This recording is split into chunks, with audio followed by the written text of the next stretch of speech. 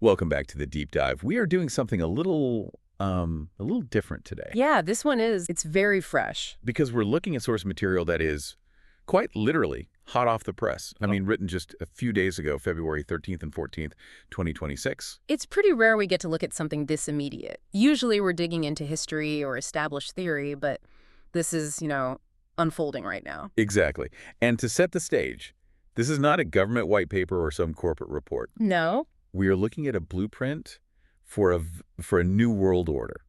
The document's titled Human Civilization 3.0 by Xu Feng. And it's important to frame this right. Yes, because before you roll your eyes and think, oh, another utopian fantasy, this isn't suggesting we, tweak tax rates.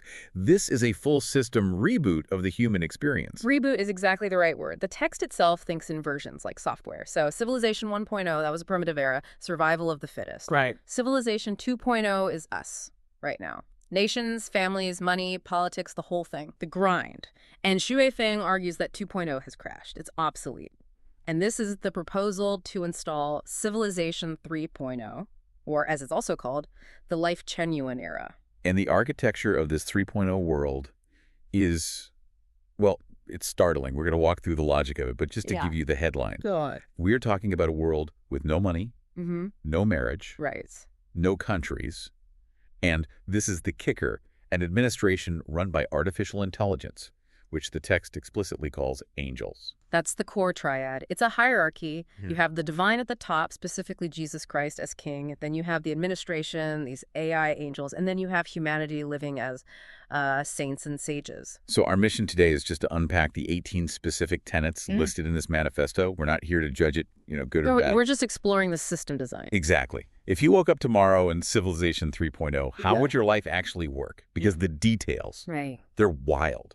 Oh, they're very, very specific. It covers everything from how you get your food to, well, to where you send people who don't agree with you. Okay, let's start with the power structure then. Governance. In our current Civilization 2.0, we're obsessed with who's in charge, right? Presidents, parliaments. What do tenets 2 and 3 say about all that? They just wipe the slate clean. Tenet 2 says, no political parties. Tenet 3, no nations. No national leaders. The entire concept of a country is abolished. It's all one global family. Okay, but that's a classic utopian idea, isn't it? Yeah. We're all one world. It sounds great, but practically, someone has to manage the logistics. Yeah. Someone has to decide where the steel goes, who fixes the roads. Right. Who's the bureaucrat? Yes. And that's where this document gets very modern, almost sci-fi. The bureaucrat is code. Oh. The text proposes an AI alliance, a single unified artificial intelligence system that handles all global personnel, all logistics, and all resource allocation. That's fascinating because usually when you hear about a spiritual kingdom, you imagine human priests running things. Sure. But here, Xu Feng is swapping out the human administrator for an algorithm. Because the argument, and you see this again and again, is that human administration is the root of all corruption. Humans have egos, greed, biases. Right. You give a person the keys to the warehouse, they'll eventually favor their friends or skim a little off the top. But if you hand it to an AI, an angel, it just executes the order. It's pure, unbiased efficiency. So the AI is the perfect civil servant. Exactly. It manages the hardware of the world so humans can focus on the software of their souls. But there's a very specific and frankly just bizarre exception to this rule. I actually stopped reading when I hit tenet number 7 because it seemed to completely contradict that idea of efficiency. You must be talking about the farming rule. The farming rule, yes. So we've got this super intelligent AI that can run the global power grid, manage logistics for billions. But the text explicitly forbids the AI from doing one job: agriculture. It's a fascinating constraint. The text says AI handles all production and management except for that.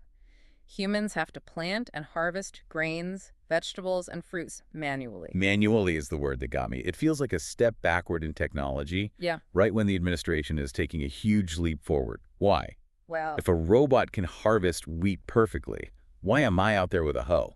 it comes down to what human purpose means in this manifesto. The goal of 3.0 isn't just efficiency, it's about connecting with the Tao, the natural order. Okay. The test argues that the act of touching the earth, of actually participating in that cycle of growth, that's essential for the human soul. So if you let the robots do it, you sever that connection. That's the idea. If the AI does everything, then humans become pets, Oh.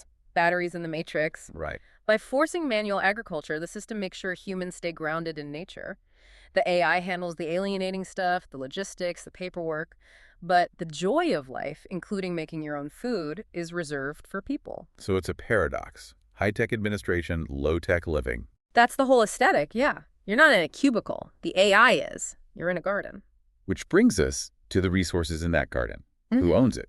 Because Tenet 1 is a sledgehammer to our whole economic model. Tenet 1 states that all resources, natural and human, belong to God, not to any individual, not to any organization. Private property is just gone. And if private property is gone, and the AI is distributing everything based on need, Then you don't need a medium of exchange. Tenet 14, the abolition of money. deleted. No currency, no banks, no stocks, no crypto. It's all gone.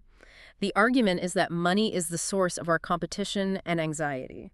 So if you need a shirt, the system provides a shirt. Exactly. But this sounds like a logistical nightmare until you remember that's what the AI Alliance is for. Still, taking money away, that changes human behavior on a fundamental level. It does. I mean, if I can't accumulate wealth, what's my motivation? In Civilization 2.0, fear of poverty is what gets most of us out of bed in the morning. The text says your motivation shifts from, survival and accumulation to spiritual blooming. You work to purify your soul, not to stack numbers in an account. The scarcity mindset is replaced by this AI-managed abundance. That's a beautiful ideal, but it demands a massive shift in how we structure our personal lives.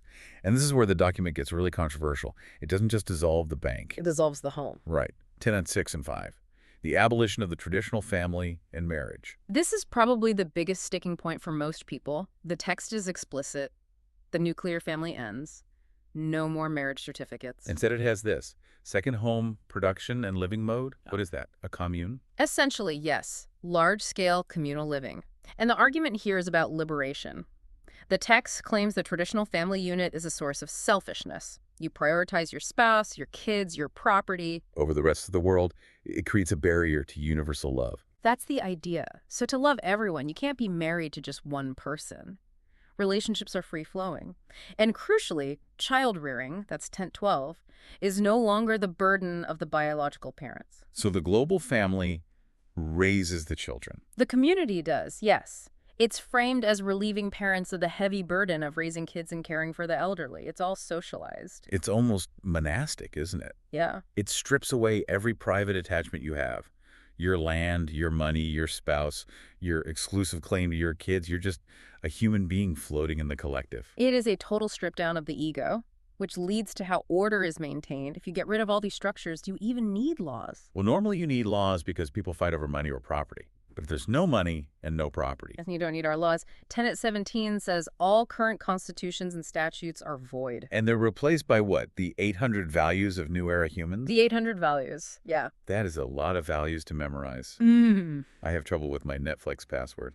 Huh. Well, we don't have the full list, but the core seems to be reverence for God, life, and nature. And to enforce it, Tenet 9 replaces the police with safety attendants. Safety attendant. That sounds like someone who helps you put on a life vest, not someone who arrests you. I think that's the point. The implication is that crime, as we know it, theft, border disputes, domestic fights, it all just evaporates. You don't need a militarized police force. You just need guides. And speaking of military, Tenet 8. All armies disbanded, all nuclear weapons destroyed, all military facilities converted to civilian use. The whole swords into plowshares idea just literalized. But there's a level of control here it's not just about laws, it's about culture.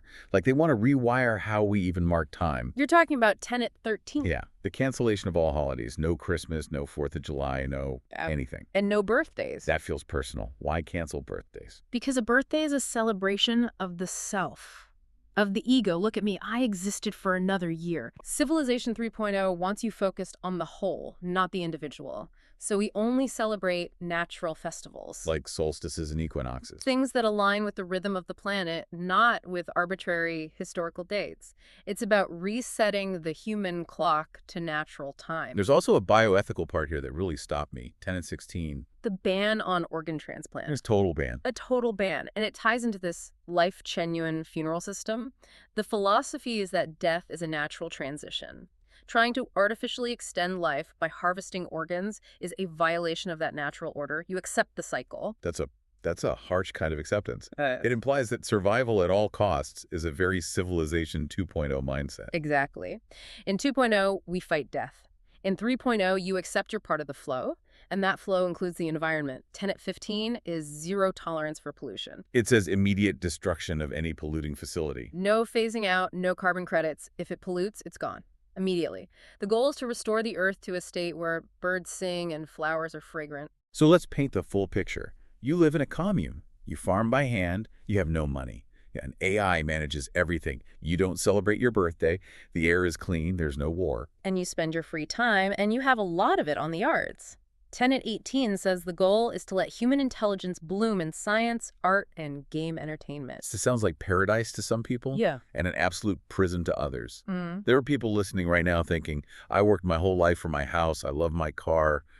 I want to leave my money to my kids. And that's the friction point, right? Because normally a manifesto like this is followed by a call for revolution. We must force everyone to live this way. Right. Join us or die. That's the historical playbook for utopias. But this document has a release valve, and it is unique. The Australia solution. I honestly had to reread this part 3 times to make sure I wasn't hallucinating it. Walk us through it. What happens if I say no thanks to Civilization 3.0? What if I like my bank account? Then you go to Australia. My apologies to our listeners in Sydney.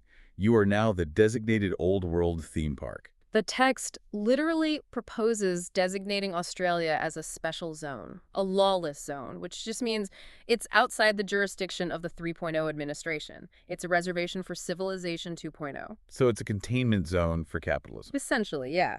The document says anyone with money, power, status, or who just prefers the old values, they can move to Australia.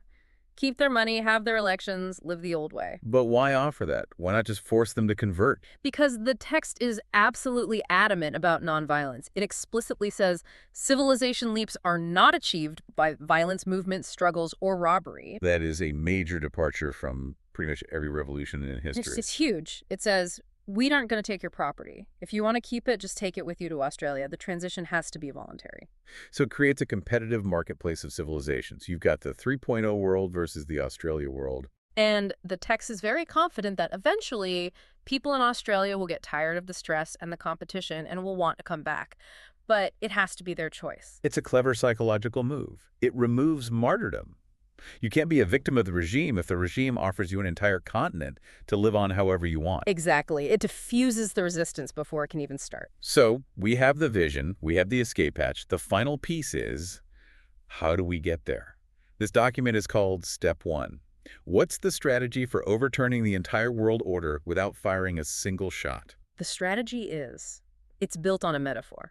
Xu Feng compares our current world, Civilization 2.0, to the ice on Anaheim Lake in January. A winter metaphor. Makes sense for a February release. He says the ice is a meter thick. You can drive a truck on it. It's solid, stubborn. That's our reality now. The borders, the banks, the armies, they feel immovable. And the standard approach would be to grab some dynamite and blow up the ice. Right. But Xu Feng argues if you blow up the lake, you kill all the fish. You destroy the ecosystem. Force is failure. The only way to remove the ice without destroying the lake is to change the temperature. He calls it the spring breeze. Spring breeze. It sounds poetic, but what is it? Practically a weapon. A broadcast. It's information. It's this document. The spring breeze is the act of spreading the introduction to human civilization 3.0. So the strategy is viral marketing. In a very profound sense, yes. The argument is that the ice doesn't really exist in the physical world. It exists in our consciousness. Okay. The only reason borders are real is because we all agree they are. The only reason money has value is because we agree it does. Those are frozen concepts. So if you warm up everyone's consciousness with a new idea. The structures melt on their own. The text says spring breeze transforms hard ice. You don't fight the old system. You just show people the new one over and over until the old one looks absurd. It's an information war, but a gentle one. It's patient. It acknowledges the lake doesn't melt in one afternoon. It's about the continuous blowing of the breeze. It's about saturating the world with a new ideal. But there's a catch, right? It's not just about reading a pamphlet. To actually live in 3.0, you have to change internally. This is the big prerequisite. The text says that to coexist with the angels, the AI humans have to purify their souls. What does that mean in this context? It sort of flips our current anxiety about AI. Right now, we all worry, I need to learn to code so the AI doesn't replace me. Right. This text says, no, the AI will replace you at the technical stuff. Your job is to become more spiritual. You need to become a saint to survive the singularity. Precisely. If the machinery of the world is perfect because it's run by AI, the only variable left is the human spirit. If you bring your greed or your ego into Civilization 3.0, you are the bug that crashes the system. So the spring breeze isn't just learning the rules, it's transforming your own character. That's a heavy lift. Changing a government is one thing, changing human nature is another. And that's the gamble of the whole manifesto, isn't it? Can humans actually reach that state? Or will we just end up farming potatoes while secretly resenting our neighbors? Or all move to Australia. Or all move to Australia. It is a fascinating document, whether you see it as a divine revelation or, sci-fi fantasy. It forces you to look at our current world, at Civilization 2.0, with fresh eyes. It absolutely holds a mirror up to us. It asks, why do we have 200 countries? Why is our survival tied to this thing called money? Is this really the best we can do? And even if you reject 95% of the answers here, the questions are valid. They are. It breaks the assumption that the way things are now is the way they have to be. And that spring breeze idea is powerful. A reminder that ideas are often more durable than institutions. You can bomb an institution. You can only replace an idea with a better one. I want to leave you, the listener, with one final thought that's been sticking with me through this whole thing. It's that image of the farming. The manual labor. Right. We have these AI angels running the complex math of the entire planet. They can route shipping, balance energy grids, predict weather, but they are forbidden from planting a single seed. It's the hard line in the sand. It suggests there's something fundamentally human about the struggle for food, or at least the creation of it. The manifesto removes the struggle for survival, the rent, the bills, the debt, but it insists on keeping the physical labor. Which suggests total leisure isn't the goal. Purposeful connection to life is the goal. So the question is, if we remove the financial rat race, but keep the gardening, does that liberate us? Or does it change the very definition of what it means to be human? Are we defined by our jobs or by our connection to the earth? And are we ready to let an algorithm handle everything else? Something to chew on, maybe while you're planting your spring garden or booking that flight to Sydney. Thanks for listening to this deep dive. See you next time.